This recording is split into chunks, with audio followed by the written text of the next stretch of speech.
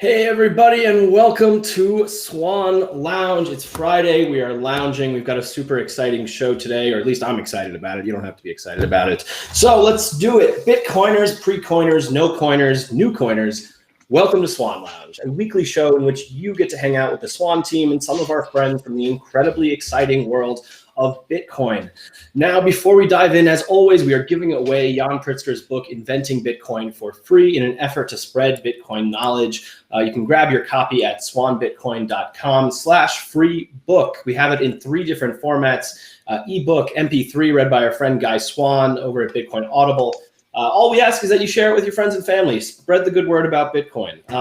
Now, to all of our Swan Force members out there, remember that if you go to your dashboard, you can actually find a link to give the book away. And if somebody reads the book and downloads the book and signs up for Swan, you get the referral credit.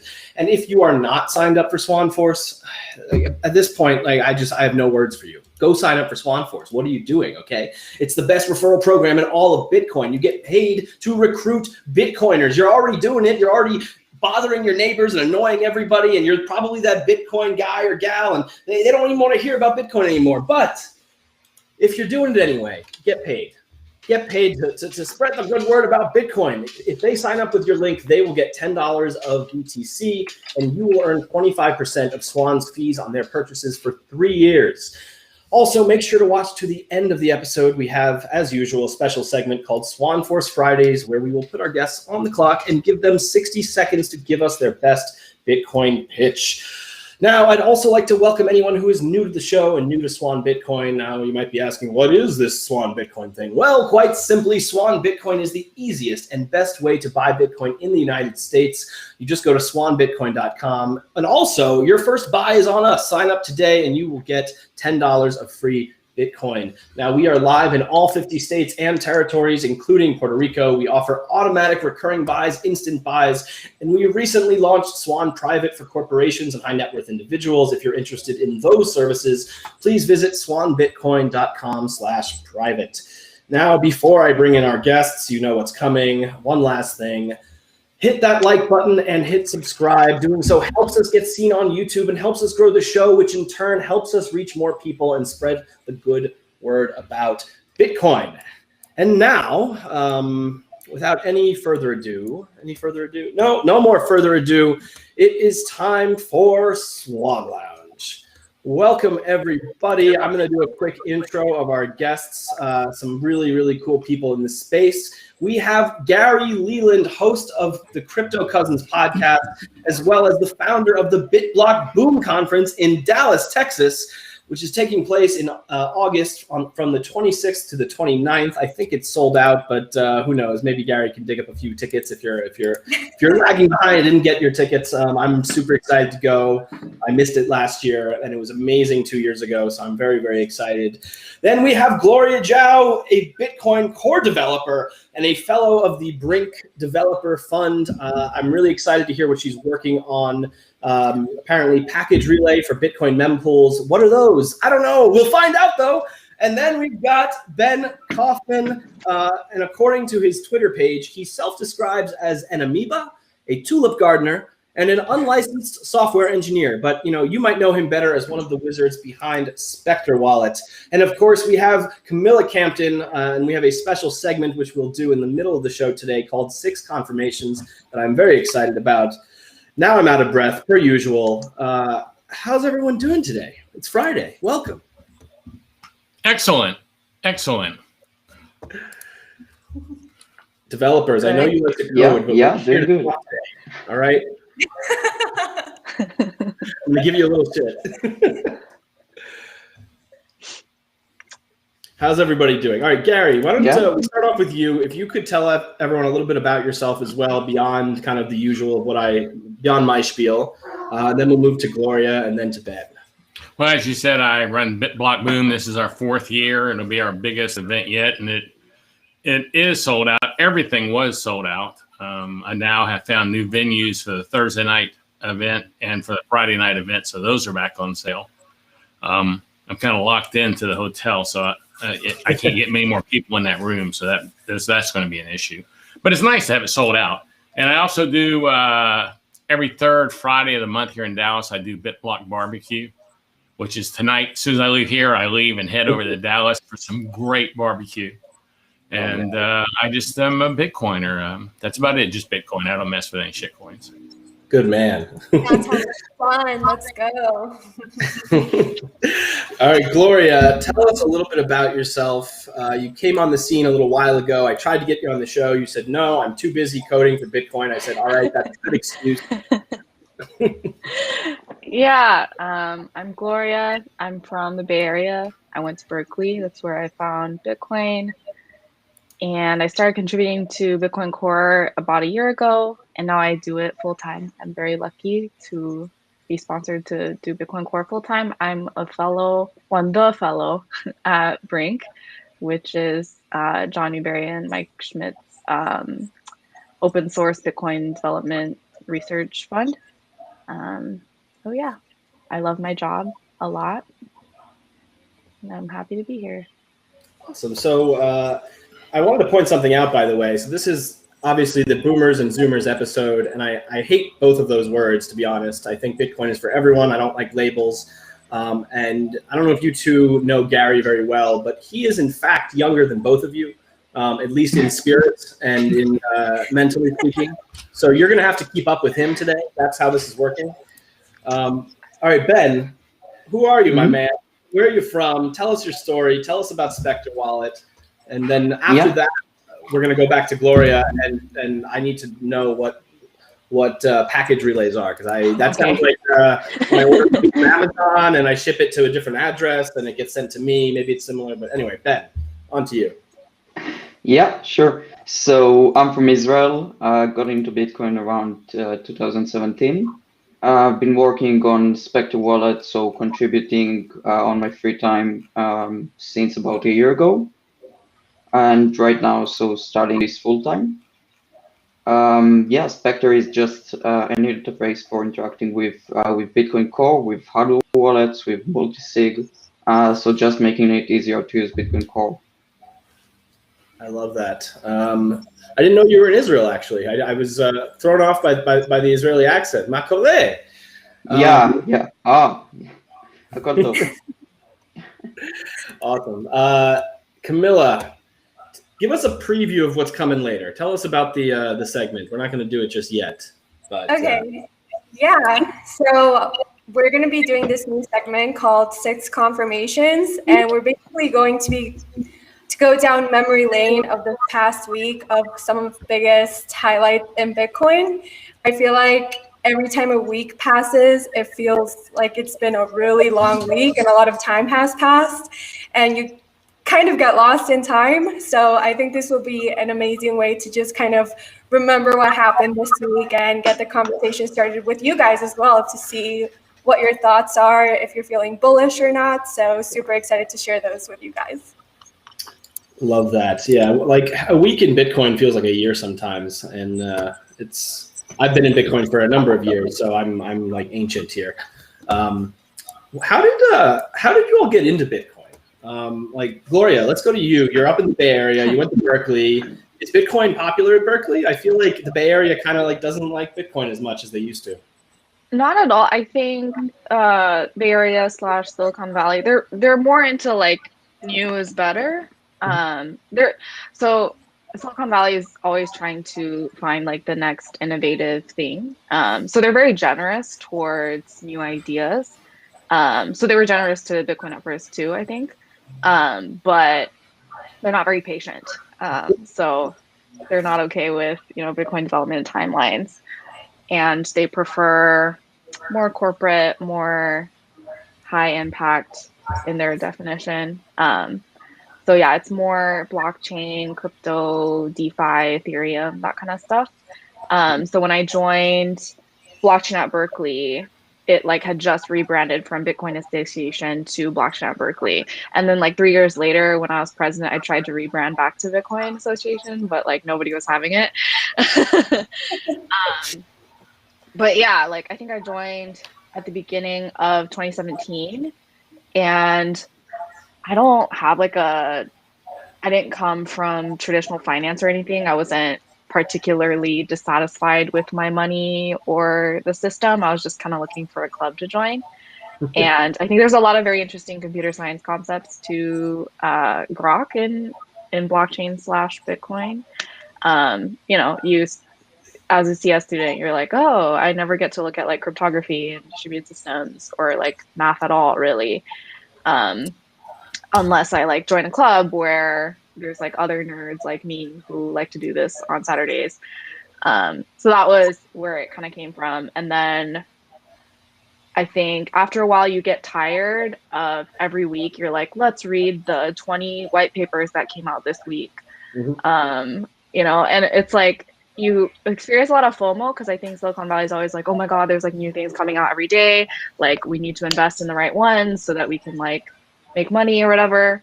But then after a while, I was kind of just like, okay, these are not really things that I care about. I care about very specific things, issues, and I'm like uniquely equipped to solve certain problems. Like I have a specific skill set, I have a specific set of problems I want to solve, and that happens to fit really well with Bitcoin. Yeah. 100%. It's really interesting to me that, I mean, I guess I get it, but Silicon Valley, you know, they're looking for high impact. And to me, I think Bitcoin is just too simple. You know, sound money is too simple of an idea for them. And they miss the forest for the trees. And like, we all obviously know this, but like the impact that Bitcoin is having and will continue to have is like, or maybe it's so big that they just like, they can't see it. It's above their heads. I don't know. Yeah, I've always been surprised you don't see more interaction or more input out of Silicon Valley. You would think they'd be, I don't know, maybe I just don't know enough, but just as a simpleton, I think that they would be all over this, you know? I mean, well, there's so much that can be done. Yeah, well, I think like Bitcoin's whole philosophy is like non-custodial. Everyone runs their own node. Nobody is tracking and putting like telemetry on everything. So like when you do Bitcoin core releases, you don't track like how much do they download, what operating system are they using, or like how long do they interact with their node or whatever. Like we don't do that kind of stuff. So it's very hard to measure the impact of like cypherpunk shit. And also when Silicon Valley is interested in a project, there are many, many ways to accelerate it or incubate it or whatever it is.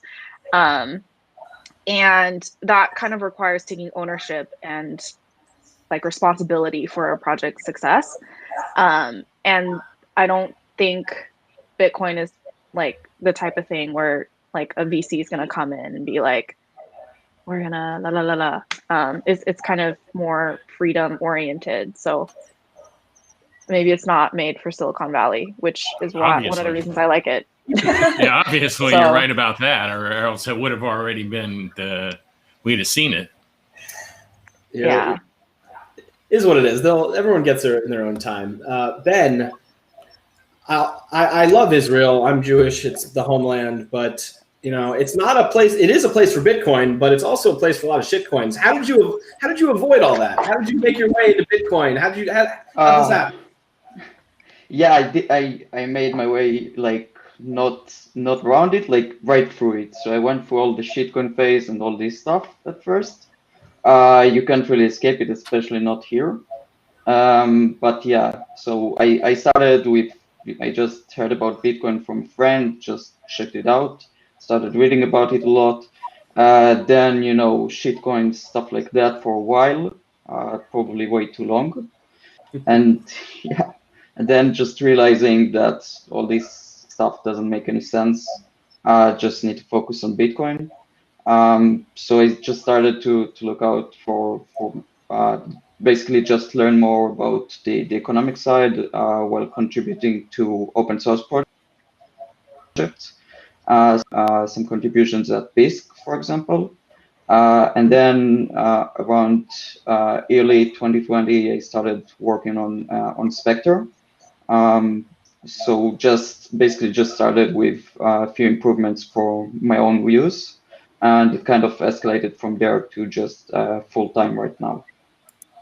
I love that, man. So we have a question from the audience. I was hoping, what is the general consensus opinion of Bitcoin in Israel? Are people for it, against it? Are they devaluing the shekel? Like what's going on? Are they printing shekels like there's no tomorrow, like they are here? What's the deal? Yeah, so I think they're pretty much like everywhere else, I would say. And yeah, it's kind of so that most of the public like doesn't really understand what it is. They think they're not really against it or something, but they're like, it's magical internet money. I don't know about it anything. There is quite a large community though, and people are generally quite open to it. They're open to also to a lot of shitcoins, as we said, and stuff like that. But yeah, so the atmosphere is kind of positive on the one end, but on the regulation is kind of completely bullshit and taxation insane. So in terms of the government, it's kind of bad, but in terms of the people, it's quite good. That makes sense. All right, Ben, you got to get out there. You got to like just hold up a sign on the beach in Tel Aviv and just spread the word. Because I don't know.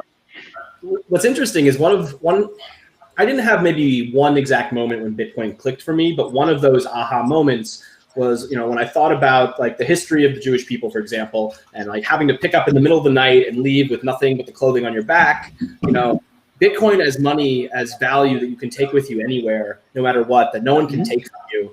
That's really important. And I think it resonates not only with the Jewish people, but anyone who's been in a diaspora, it makes sense. Camilla, when did your family come to the US? How did that happen? Yeah, so it was actually my mom. She was a very young single mom.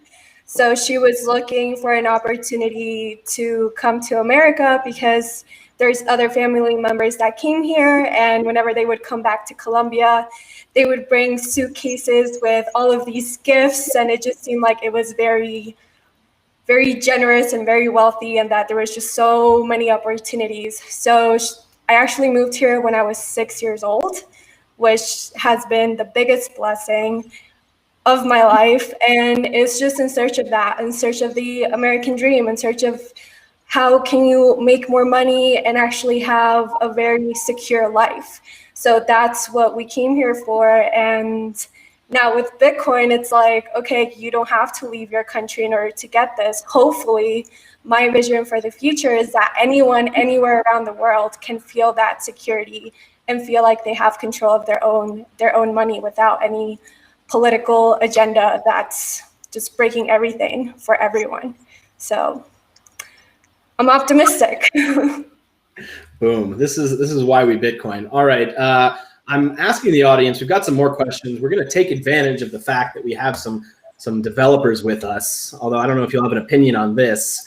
One of our guests asked, Taproot activation, how will the institutions react? I don't know if either of you or Gary have dove down the Taproot rabbit hole yet or have any thoughts. But I'm just familiar with it, but not enough to answer a question of any site. True or false, Gary? No, I'm kidding. True, I don't know enough. I'm with you, Gary. It's okay. Gloria, I do know the term. Looks like you've got something to say, Gloria. Hit us. I think there's a difference between wanting Taproot and supporting Taproot in your software stack. And I think the general public is not quite getting that sometimes when they talk about activation. I talked to someone. Yeah, I don't want to offend anyone, by the way. Everyone, I think most people want Taproot, but it is like you have to write the code to support it, and it's like not extremely easy or trivial. Are you sure? I was told that all I have to do to support it is put a carrot in my handle on Twitter, so I did. I support it. Yes. I think. Yeah. Yeah. I missed that. For some people, that's a very technical thing to do. So I can understand some people needing a little more time. I think I had a talk with someone at PayPal or something, and they rely on some software that doesn't support SegWit yet. And that was surprising to me, but yeah, you can't have Taproot without SegWit. So some people are very far behind. And I think they're also interested in like liability or something. Like whenever you say privacy, like for some reason institutions hear like crime. So they're always like, oh, like what does this mean? Like, do I need to do extra stuff or something? Like they get a little nervous when it comes to legal stuff. So there's those things to consider. And that's all I have to say about institutions' reaction to Taproot. No, if we want to go towards the what's the word? The route of what's not trending, but controversial. That's the word I'm looking for. We could talk about CoinJoin implementations. I don't know if you all are seeing the spat that's happening on Twitter right now. Let's not talk about it. I haven't. I have. I'd rather not talk about it. Basically, Matt Odell and Francis Pulio are going at it, and I like both of those guys, so I'm getting involved. Yeah, exactly. That's how Twitter feels. They're like, oh no, backing up. Yeah. Yeah. All right, Gloria, I want to move on to Ben, but before we do, you're not getting out of this, okay? I want to know what was it? Relay packages? Yes. No. Package relay. Tell us about this. Package relay. Sure. So as you all know, the mempool has a limited size. The default on Core is 300 megabytes, and we don't assume that anyone has bigger than 300 megabytes. The problem with that is your mempool is essentially a tool to cache transactions you expect to see in the next block or several blocks. And so you sort by ancestor fee rate or descendant fee rate, and you purge transactions that are below a certain fee rate because miners are not going to mine that very soon. So that's what the mempool is used for. But when the mempool fills up, and you start purging low fee transactions, that can be a little bit dangerous if you're trying to get a transaction confirmed very quickly. So, I mean, beyond just like, I want it in the next few hours so that the merchant can send me the item. If you're closing a Lightning channel, for example, and it's not a cooperative close, or, maybe it's a time-locked contract, sometimes a spending path opens up after a certain number of blocks or some time lock, right? So it's very, very urgent that you get mined within X amount of time. And so the ability to fee bump your transactions for inclusion in a block is very, very important for security. But you're limited to mostly two options. One is replace by fee and one is child pays for parent. So replace by fee is you spend the same input, but you create a transaction with a higher fee. And this is, it'd be nice, but you don't always have this option because first of all, you have to opt in.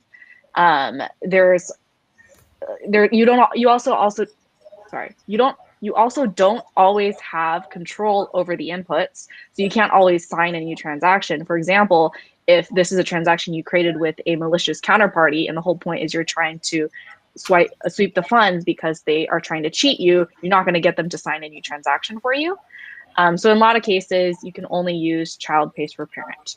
The problem with child pays for parent, though, is you need to be able to say, hey, this is my parent and this is my child. I want you to validate them together. Otherwise, they're just going to look at the parent and be like, oh, this is too low fee. I don't even care about it. I'm going to throw it away. So package relay is the ability to send packages of transactions together and say, validate these together and look at their fee as a package. And it's like it's non-trivial because if you're saying like, oh, not only do you have to prevent DOS vectors from unconfirmed transactions, you now have to do it for packages of transactions. That can add a multiplier if you're not careful to what DOS vectors are available to malicious peers on the P2P network.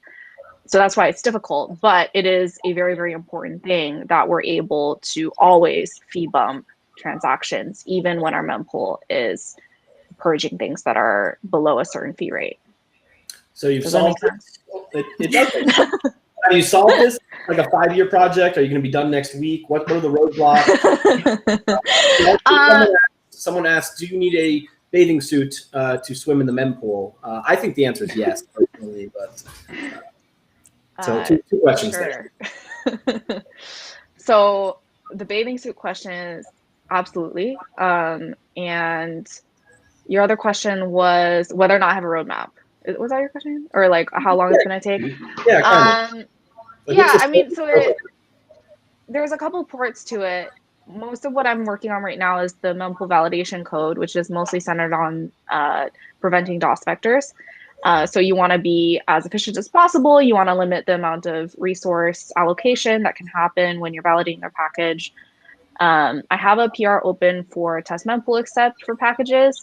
Hopefully people review that and it goes smoothly. And then after that, we talk about, okay, what P2P protocol changes make sense for peers talking to each other about packages. So that'll be after we nail down the mempool validation code. Love it. Excited. Can't wait to hear more. Good luck. We're all rooting for you. But before I forget, I always forget, BitcoinDevlist.com. Everybody, everyone watching, go right now. I can't. Donate money to Bitcoin development. Do it. Don't make me ask you again. I'm looking at you. Yeah, you right there at home. I see you not donating. All right. You can also donate to Brink.dev. You can also do that. I don't care how you do it. As long as you support Bitcoin, whatever way you can, go out there, spread the word about Bitcoin, become a core dev like Gloria, be like Ben, develop wallets, be like Gary, host conferences, be like Camilla, help with media and news and excitement and sharing the good word like I do. Doesn't matter. We can all support Bitcoin. That's why we're all here. We're here for sound money, to own our futures. I'm out of catchphrases, so we're going to move on to Ben. Ben, can you tell everyone a little bit about Spectre Wallet, why they should use it, what you're working on right now, what you're excited about? Yeah, sure. So yeah, Spectre is just basically a better interface for Bitcoin Core, or just an easier interface to use. So Bitcoin Core is a ton of features. It's super great, but the UI is kind of limited for maybe obvious or non-obvious reasons, but it kind of has to be limited in some ways. But so, for example, you don't have direct integration with hardware wallets, although very soon, if I remember correctly, you will be able to kind of indirectly integrate hardware wallets. But there is not really a direct integration for hardware wallets. Multi-sig is also very tricky, and in general, there are kind of stuff which are lacking in terms of user experience that a lot of people would really like to have. So what we do with Spectre is just provide a nice interface to use Bitcoin Core. So you're using your own node. You don't need to trust any third parties, nothing like that. You don't need to leak your privacy that way. And you just use your Bitcoin Core node with this and other interface. And you can use hardware wallets. You can do multi-sig setups, whatever you want. Yeah, so right now what I'm working on is just to simplify the setup. So the last thing I finished was adding basically setup from Spectre of Bitcoin Core. So instead of having to download Bitcoin Core and set it up manually, now Spectre will just download the binaries, verify signatures, and run it for you. You can also do like what's called a quick sync, which means you're downloading basically an image of the current network. So basically the status of the current UTXO set. And you're just, instead of syncing, you can just start right away with that. Eventually, I hope to do this also to allow downloading doing the IBD in the background, so that you can start using right away, and then in a few days you also have it all fully validated. But right now, yeah, I do what I can. So well, looks like you're sold out. Looks like you're sold out of the wallets. Sold out. Are you Spectre.solutions? Yeah. So yeah, we have two projects at Spectre. So we have this the Spectre desktop, which is the software I'm mostly working on, and there is the Spectre DIY, which Stepan Snigorov is mostly working on. So that's a do-it-yourself hardware wallet for Bitcoin. The specific part that we're selling is to add an extra smart card reader, so that you can use also a secure element with the Spectre DIY.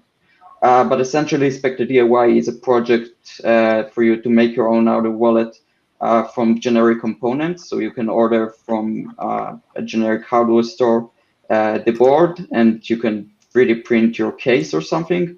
And also you can order the QR code scanner, and you're good to go with your own hardware wallet. Oh, I'm sorry that your face was covered up just now. Let me fix that. But this is one sexy hardware wallet. I've got a 3D printer at home. I might have to make this a side project. I've also got to I've got to get Spectre running, so I might DM you if I run into trouble. But yeah, sure. This is all super exciting. All right, Camilla, I think it's time for 6 confirmations. Gary, we're going to touch on BitBlockBoom again, but I want to do that after 6 confirmations. So our guests, you can kind of take a little break. Camilla's going to share some headlines from the week, and then we're going to discuss.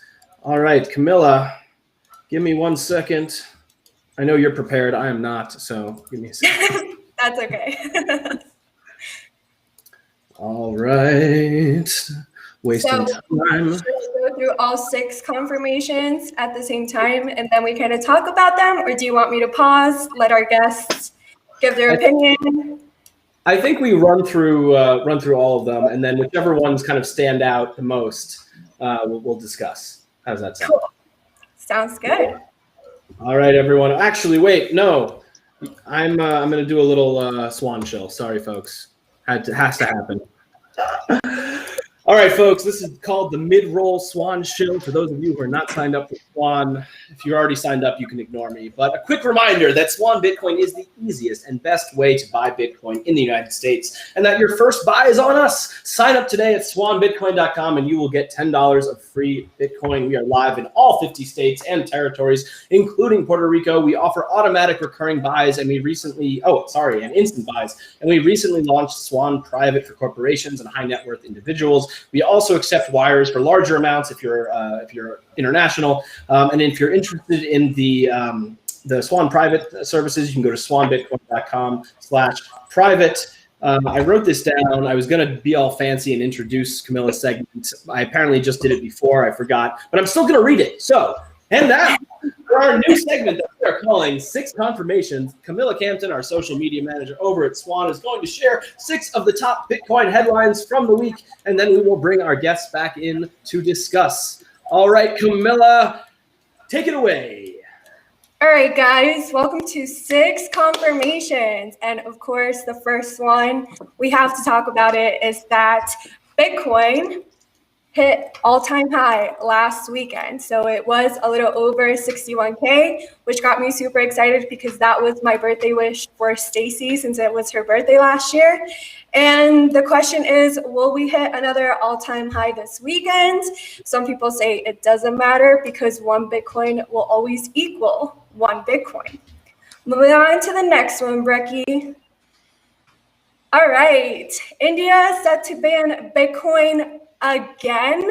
This is a crazy one because a new bill was proposed to penalize those who hold, trade, or mine digital assets, including Bitcoin. So the Reserve Bank of India attempted to ban Bitcoin 3 years ago, and it didn't really work. So they're attempting to do this again. But the proposal ban seems to be non-impactful on the transaction value as of now. India maintained a consistent local Bitcoin volume of about 1.5 million per week since March 3rd of this year. So Bitcoin is really unbothered by this. Next one, Brecky. All right, so Michael Saylor strikes again. He bought more Bitcoin. And I have the number right here because it's a really long. So MicroStrategy has purchased an additional 262 Bitcoins for 15 million in cash. That is a lot of Bitcoin. The price per Bitcoin was around $57,146. As we all know, Michael Saylor is a Giga Chad, and he maintains that position, which is crazy, and we hope that others will follow as well. Yeah. Next one. All right, Brecky, get this. Morgan Stanley had no choice because they're going to become the first U.S. bank to offer its wealthy clients access to Bitcoin funds. The really cool thing about this is that this is because their clients were demanding it. So in retrospect, it was kind of inevitable. The clients must have at least $2 million in assets held by the firm. So we're going to see how this plays out. Make sure you start stacking if you haven't already before all these big clients come in and start taking your sats. Next one, Brecky. All right, so bullish on Brazil. Brazil becomes the first country in Latin America to approve a BTC exchange traded fund. This is going to take place in June, and we're just wondering which country will be next. They do say that the US could be the next country to start approving these Bitcoin ETFs. And the last one. This is a funny one that happened today. We had a tweet rolling out where it became kind of viral. And as you all know, Augustin Carstens, if that's what you call it, gave us his vision for the future. So his vision is that he wants central banks to take control of money via banning cash in favor of central bank digital currencies. What is really interesting is that these people, the central banks, are literally telling the world that they want to control your money. And I just want to finalize this by saying a really funny tweet that I read earlier. And it's that it looks like this guy wants to have control over the food that you're allowed to buy. So in order for that not to happen, make sure that you keep stacking sats, buying Bitcoin, because we do not want this guy to accomplish his mission of taking control of our money. And those are the 6 confirmations. Very good. Very good 6. Yes. Miller, that was great for a first run. I love it. Let's discuss. The question is, which one do we want to discuss first? Did any of them pop out to you, to our guests here? Gary, I know you seem to have some thoughts. I could see you. When Camilla was there, I get to see all the guests and their facial expressions. And I saw Gloria working on code. Well, I was being attacked by my wife off camera. So that was the facial expressions. I knew someone was watching what was happening. The funniest part is we use this streaming software for both of our shows, and sometimes Brady, who hosts Swan Signal Live, will forget to X out the window, and I just have a view right into his bedroom. And I haven't seen anything bad yet, but Brady, you be careful, Brady. Remember to close out the window for me. All right, let's work our way backwards, maybe. What's his Augustus Carstens? I always forget his name. I just think I refer to him as like the penguin. Kingpin, basically. Yeah. He's a ridiculous human being. He kind of disgusts me. I don't really have many thoughts. Ben, you seem to have some thoughts on the final boss for Bitcoin. What do you say? He's just awful. The tweet. The tweet is. I'm glad to just shit on him whenever I can. So, yeah. Yeah, that was Ben's tweet, by the way. I just wanted to add there. He's just, to be honest, he's just awful. So I couldn't believe that in the video he's like, it feels like, you know, the scene in The Big Short when they're just saying that they're not confessing, they're bragging. Mm-hmm. So that's kind of how it feels. He's just talking about how the central bank will have absolute control about how you can transact, and they will regulate your transactions compared to their very limited capability to regulate cash. So Bitcoin just really ensures that a cashless society will not happen.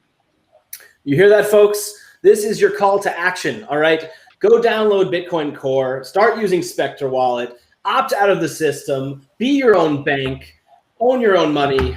It's time. It's time, folks. You got to do it. It's not that hard. It's not that hard. If you're watching this show, you can do it. And if you can't do it, you can bother Ben, and he'll help you out. Mm-hmm. All right, let's. Camilla, are there any of them that you want to discuss in particular? I have a few, but it's your segment. So. The news about Morgan Stanley. I feel like people's reactions weren't as big to that as I would have thought. So it's just interesting that as we go through this bull run, we have like bullish news, and it's interesting to see which ones actually perk up people's interest or not. And I for sure thought this was going to be a lot more impactful than kind of like brush off. So I feel like this would be a good one to discuss. Is it actually a big deal or not? Yeah, that's true.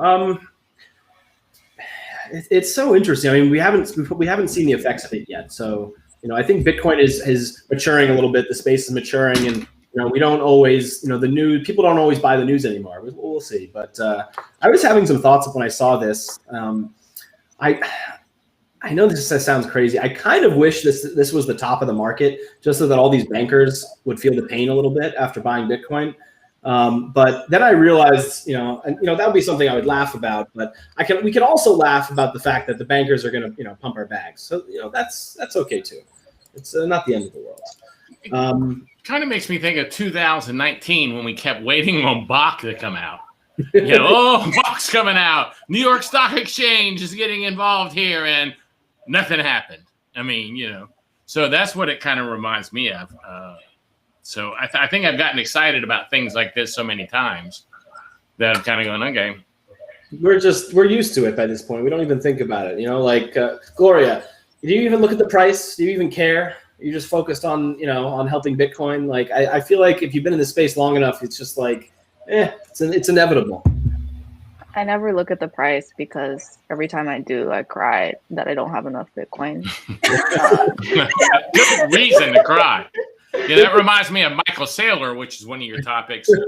That, when he first bought Bitcoin, I believe I read that he bought 17,000 Bitcoin for himself before MicroStrategy started buying it. And he woke up at night after buying 17,000 Bitcoins going, oh my gosh, I didn't buy enough. I mean, so it doesn't matter how many you have, obviously, you always have that feeling. Always. Yeah, he doesn't have enough if all of his news every single week, I bought some more. It's like, we get it, Michael. You're going to keep buying no matter what. Enough, Michael Saylor, all right? If you're watching the show, it's time. Leave some for the rest of us, okay? There's plenty of Bitcoin out there, and but we need some. We need some. Gloria, before we move on, I just want to clear something up. As a core developer, you say you don't have enough Bitcoin. You can't give yourself more Bitcoin, right? All right, core developers don't control Bitcoin. You can't give yourself more just because you want to. Some people think that that's possible. Can you clear the air here, maybe? You can't rewrite the code and give yourself an extra, 17,000 Bitcoin? Or tap into Satoshi's Bitcoin and get some of that. Honestly, I have dreams about that sometimes, where an envelope shows up on my doorstep with some private keys. Satoshi being like, "You doing good work. Here's some Bitcoin." I would love that. So Satoshi, if you're out there, please. My address is. No, I'm just kidding. That's fine. Do you really dream about that? Or are you just making that up? I daydream about it every time I look at the price. But I think Bitcoin gets a lot of criticism for it being very similar to a lot of other projects or other things that we've seen in the world, where like a bunch of people get rich off of it, and then a lot of people get fucked, and the social impact on society with the things that we care about, like, I don't know, fairness and, giving power back to the people, is like very at odds with who gets rich. Like, who benefits is not the people that we want to benefit. So I think talking about price a lot kind of doesn't help with that. But yeah, it's just like, it doesn't really matter that much. I think as long as it works for the people that need Bitcoin, like I imagine like when you go to the store, like I use a credit card a lot of the time or cash or something. I don't use Bitcoin that often, but there are people who really need to use it. And as long as it works for the people who need it, I think Bitcoin is doing well. If it's getting censored, if its purchasing power goes to zero, that might be a concern of mine. But other than that, I don't think the price matters that much. No, Yeah, I think that'd be a big concern. Don't worry. If it goes anywhere close to zero, I will buy 17,000 Bitcoin. Don't you worry. You and Michael can then have a picnic and I'll buy them from when Michael panic sells. I will buy them. But no, Gloria's right. Like the thing about Bitcoin is, yes, it's helping people today. It's helping people all across the world. People who are getting censored. It's helping me preserve purchasing power against inflation from the state. It's self-sovereign money. But the reality is, Bitcoin succeeds, and in 100 years, if you're born without a pot to piss in, if you're able to work and earn Bitcoin and save in Bitcoin and participate in an economy built on sound money, then Bitcoin is won. The people who are getting rich early or who got rich early, like great, that's fine, good for them for taking a risk early in the early days. And if you bought Bitcoin in 2010 and you held through now, like you deserve that. But this is about the future. It's about creating a more fair world. So that's why I'm here. I'm trying to see. Do we want to talk about India? I feel like every day. Been there, done that, hadn't they? Yeah. Brazil was bullish. That's kind of cool. But again, I guess we'll wait. We'll wait and see what happens there. We already talked about the big boss. So, all right. We talk about him like at least once a week. I mean, my gosh, every week he buys $15 million worth of Bitcoin. Oh, I was talking about the final boss. But yes, we do talk about Saylor far too often. Anyway, let's move on to BitBlockBoom. Gary, can you tell everyone a bit more about the conference? I want to know how the conference started, first of all, and then I want to hear what you're excited about for this year. Well, really, I'd been in Bitcoin, started in 2017, I guess was year one, and I'd been in Bitcoin for maybe 6 months, 5 months, and I said, I'm going to do a conference. And I did a conference, and everybody just about that I called said they'd come. I called Pierre Rochard, Michael Goldstein, Saifedean Moose. So, I mean, people were coming, and I just said, hell, we're going to throw a conference. Myself and a friend of mine, Tony Casillas, I can't think of his Sakala, through the conference the first year. And it was a big hit. But most of the people, because it was a new conference, most of the tickets, we were having the discount, just trying to get people there. Because the funny thing was I had all these people coming to speak who were great names, but I didn't have that many people buying tickets. Maybe I wasn't a good marketer, who knows why. So we did everything. Tony and I spent like every day going to meetups, going to things, trying to sell tickets, get people to come, and it finally worked. But then Tony decided that he wasn't interested in continuing with it because it was a lot of work, especially the first year. So I continued doing it. And we basically, I think what really worked for us was the fact that it was a Bitcoin maximalist event, not just a crypto event, where I think it would have been a lot easier and a lot more profitable to do a crypto event, because, if you ask someone to sponsor your event and they can just make up money, they actually can make it, like Tron or somebody. It's a lot easier for them to sponsor an event or pay big dollars for a table where there's no one making up some more Bitcoin, So it's kind of harder, I think, to start a Bitcoin maximalist event. I think that's why you see a lot of people also that do Bitcoin events. They really aren't. A lot of them that say they're Bitcoin events really are walking a perimeter to me, walking that edge where you've been to my event. There's nothing there that's not Bitcoin related. If you come now, even it's like if you have an exchange and you wanted to come in, I'm going, you know what? You have a lot of shit coins on your exchange. I can't really have you at my event. I'm really pretty strong on that. Real strong on that, as a matter of fact. So, and it's hurt my sponsors, but it's a great event. And if you're a Bitcoin maximalist, I mean, it's in heaven. Everybody there is talking your language. We have one real rule at BitBlockBoom is the first time you get caught talking about a shitcoin, someone comes over to the table and talks to you. The second time someone reports you for talking about a shitcoin, they ask you to go out in the hallway and we have a conversation with you. And the third time, you're kicked out of the conference. So this is a pretty tough event here. You don't even want to come to this if you want to talk about shitcoins. You sound like Clubhouse in real life, like a more intense version of Clubhouse in real life. Like, hey, first warning, second warning, and then you're out the room. I say that all the time. That's the rules. So people who come pretty much should know the rules without me even. And I think when I get on the stage and start it off, I tell people, hey, I don't want to hear any shitcoiners. I did want to, before going further though, I did want to show this off real quick. Brecky gave me that year. First year he came. I guess that was the second year when you came. Yeah. I can't remember.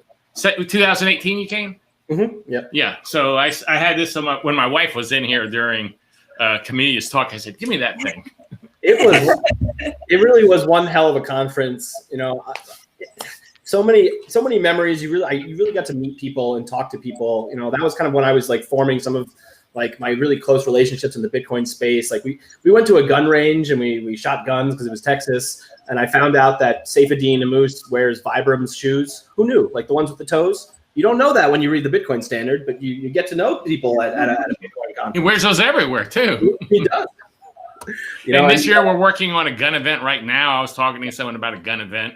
But I think the thing that makes BitBlockBoom really good is the fact that it's a small crowd. Like this year, we limited it to 300. I probably could sell 600 tickets. I sold out a month ago, and it's not until the end of August. So you can go to BitBlockBoom, be with your people you want to hang out with, and the people who are speaking are in the audience.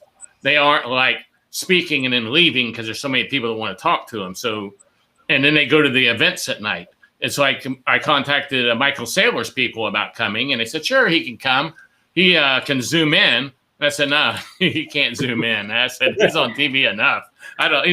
He's zooming everywhere. I mean, how would that make my conference any good? I said, he either can come or we'll get someone else. So I haven't been told no yet. So the problem, Gary, is that Texas is landlocked and he can't bring his yacht to the conference. So it's a hard one.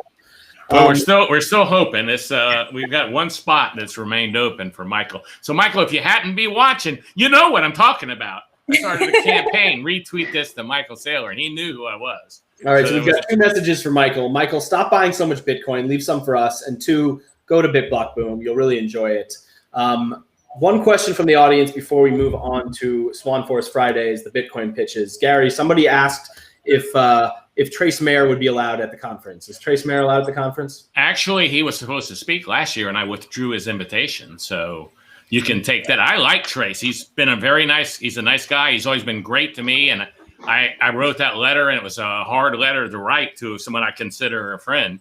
And I said, Trace, I'm sorry, but I have to withdraw the invitation to speak because I just don't feel like I can have you. Matter of fact, I had a ton of people email me right after the incident at Tone's conference saying you need to withdraw it. And I told everybody, I said, I don't move that quick. I'm 66. I've learned to sit back and wait. And it's March and it's not till August. I don't have to decide, the first week of March. But by April, May, it was not going to be good for the conference to have him there.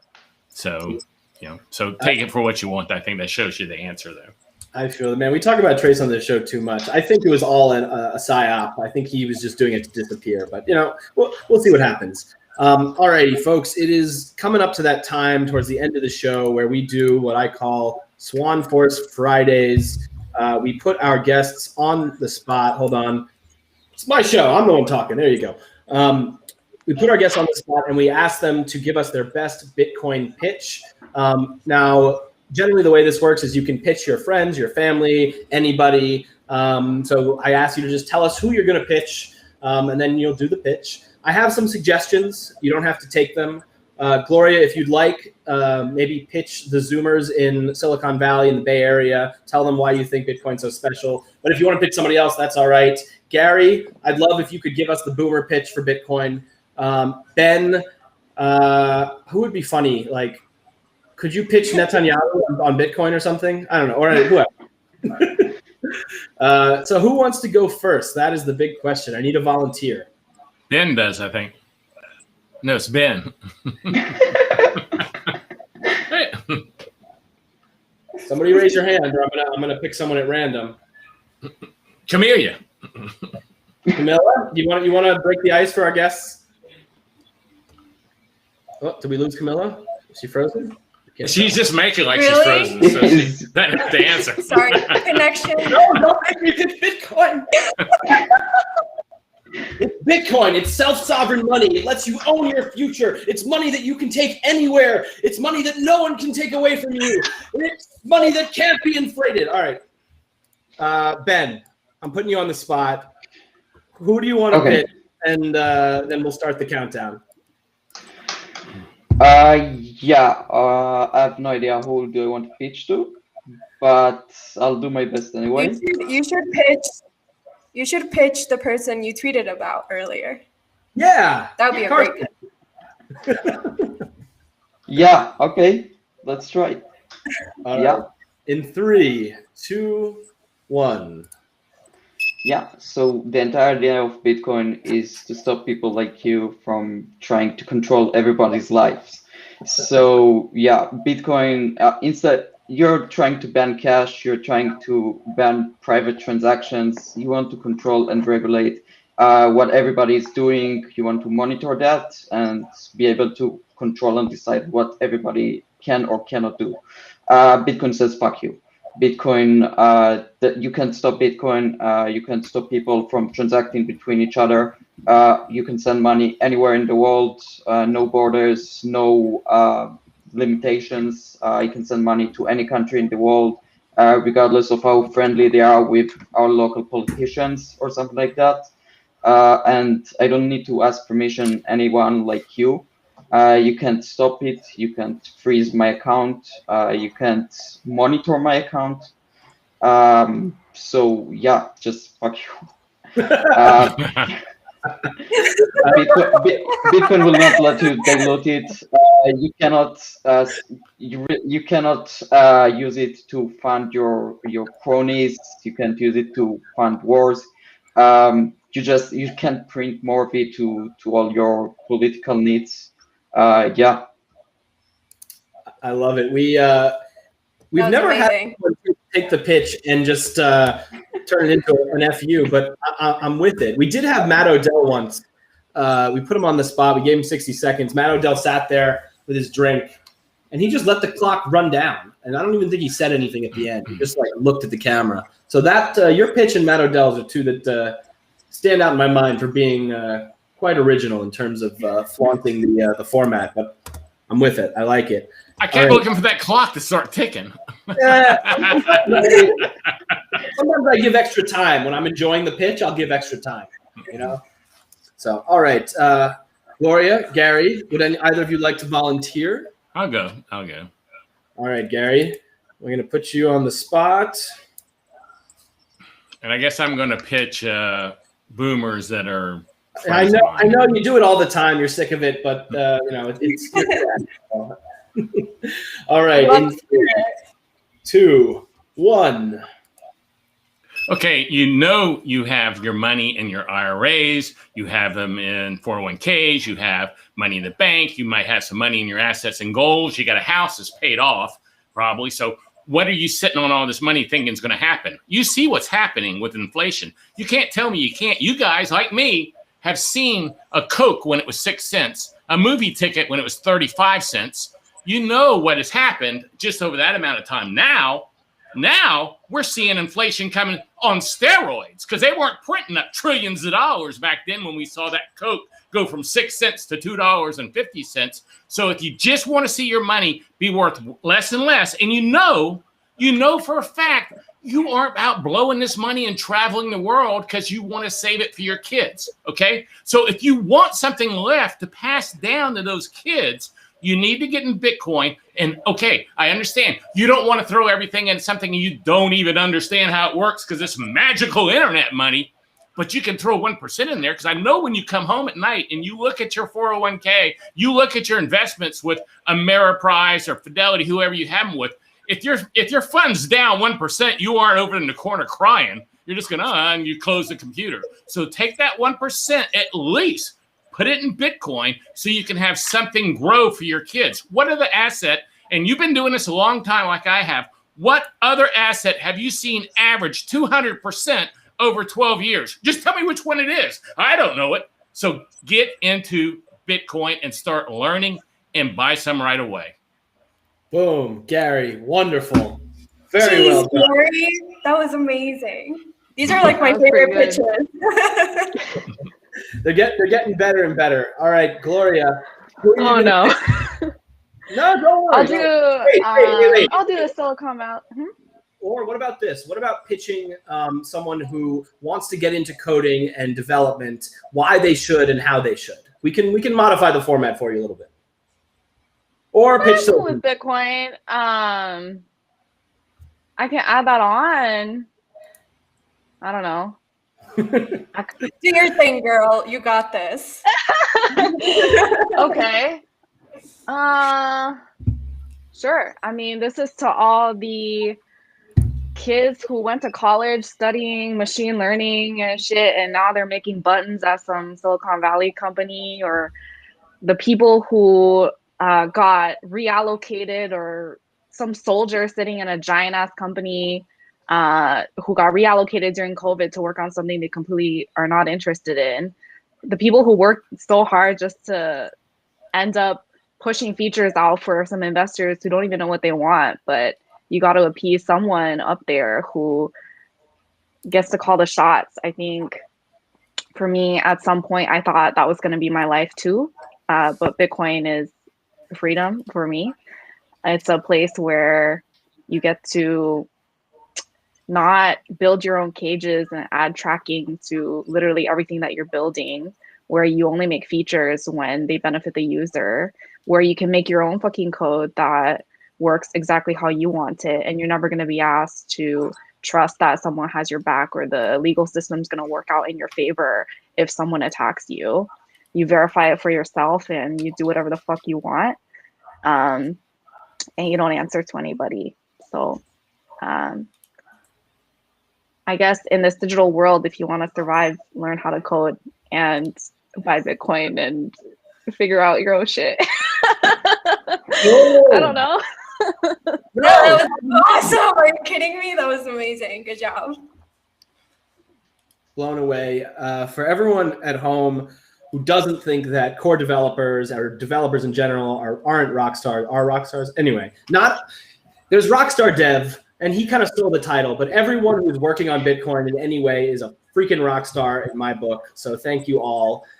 This was a really fun show. I really enjoyed it. Thank you to our guests. I'll let you get back to coding now. Go save the freaking world. Fine, do your thing. I'm going to do a quick swan shill, and we will see you all next time. Thank you again. All right, folks, you know what's coming. Smash that like button if you love Bitcoin, if you love Bitcoin development. Oh, go to bitcoindevlist.com. I can't say that word again. Donate money to Bitcoin development. And if you are looking to start buying Bitcoin, go to swanbitcoin.com. You will get $10 of Bitcoin when you sign up.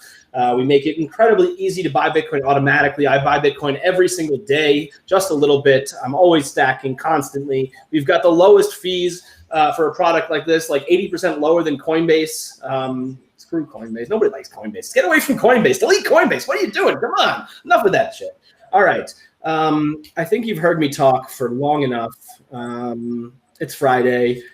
You've got other things to do. You've got, a weekend to tackle. You've got a Bitcoin full node to start running. You've got Spectre wallet to download. You've got a Spectre hardware wallet to 3D print. All right. So go out there, be the best Bitcoiners you can. Get people involved in Bitcoin. Use our referral program. Sign up at swanbitcoin.com/enlist and get paid to recruit Bitcoiners. And finally, don't forget, we have Bitcoin TV, folks. Go to bitcointv.network. We have a 24/7 stream of Bitcoin content. We just updated the UX very quietly. We just did it. We got some more UX upgrades coming. It has a little price ticker if you want to look at the price. It also has the block height. You can look at the block height. We're going to be adding sats per dollar as well. There's a 24/7 chat going on there too, so you can always chat with Bitcoiners. All right, you're bored of me. I'm out of breath. This has been a great Swan